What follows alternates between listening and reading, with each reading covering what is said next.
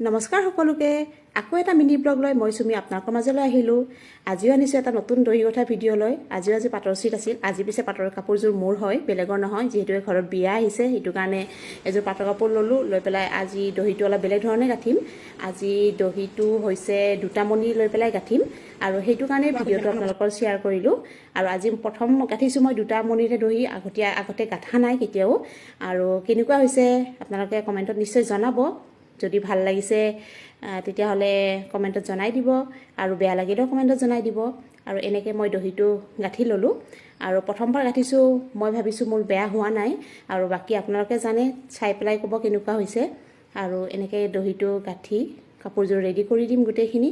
আগতো বহুত কেইযোৰ কাপোৰ কৰিলোঁ, পাটৰ কাপোৰৰ ওপৰত দহি গাঁঠিলোঁ, কিন্তু এইবাৰ মোৰ নিজৰ হয় এইযোৰ। আৰু যিহেতুকে নিজৰ হয়, অকণমান বেলেগকৈ চেষ্টা কৰিলোঁ, তেতিয়াহে বেলেগৰ তাত গাঁঠিব পাৰিম। সেইটো কাৰণে নিজৰ তাত চেষ্টা কৰি চালোঁ, আৰু কাপোৰযোৰৰ ফাইনেল লুকটো এনেকুৱা হৈছে। আৰু দুটা মণিৰে দহি গাঁঠিছোঁ, কেনেকুৱা লাগিছে নিশ্চয় জনাব।